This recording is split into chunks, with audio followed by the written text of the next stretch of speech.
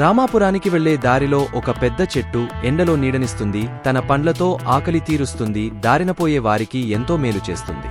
అయినా కూడా ఆ చెట్టులోని భాగాలైన వేర్లు, ఆకులు, పండ్లు నేను గొప్ప అంటూ పక్క వాటిని చులకనగా చూస్తూ ఎప్పుడూ తిట్టుకుంటూ కొట్టుకుంటూనే ఉంటాయి. ఎన్నోసార్లు చెట్టు వాటిని శాంతపరచడానికి ప్రయత్నించినా తమకు తామే గొప్ప అని విర్రవీగడం మొదలుపెట్టాయి. ఒకదానికొకటి సహకరించుకోవడం మానేశాయి. ఒకరోజు చెట్టు వీటికి ఎలాగైనా బుద్ధి చెప్పాలని అనుకుంది.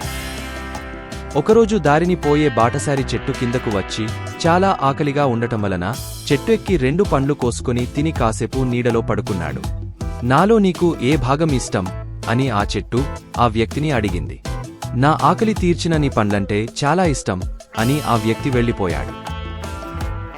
కొన్ని రోజుల తర్వాత ఒక ఆయుర్వేద వైద్యుడు వచ్చి కొన్ని వేర్లను కత్తిరించి పట్టుకెళుతుండగా ఆ చెట్టు వైద్యుడిని కూడా నాలో నీకు ఏం నచ్చుతుంది అని అడిగింది.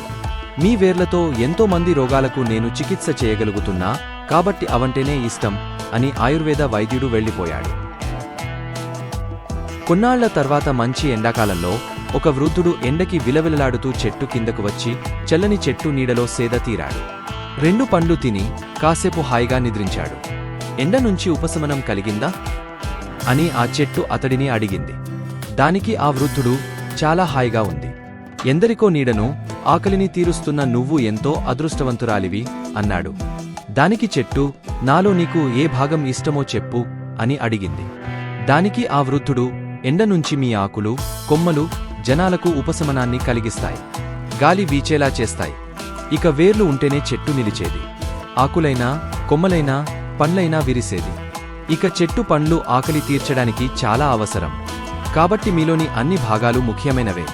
నీలోని అన్ని భాగాలు ఒకదానికి ఒకటి సాటి, వేటిని తక్కువగా చూడడానికి వీల్లేదు. అన్ని సమన్వయంతో పనిచేస్తేనే నీవు బతకగలుగుతావు, జనాలకు మంచి చేయగలుగుతావు అని చెప్పి వెళ్ళిపోయాడు. ఆ చెట్టు తనలోని భాగాలన్నిటికీ అతను చెప్పినది వివరించి చెప్పింది.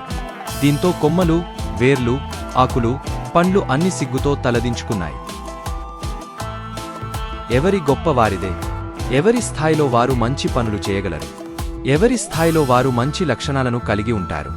కాబట్టి ఎదుటి వ్యక్తులను నీచంగా, చులకనగా చూడడం మానేయండి. తానే గొప్ప అనుకుని ఎదుటివారిని చులకనగా చూసేవారు ఎంతోమంది ఉన్నారు. అలాంటి పనులను మానేయాలి. ఎవరి జీవితంలో వారు గొప్పవారే.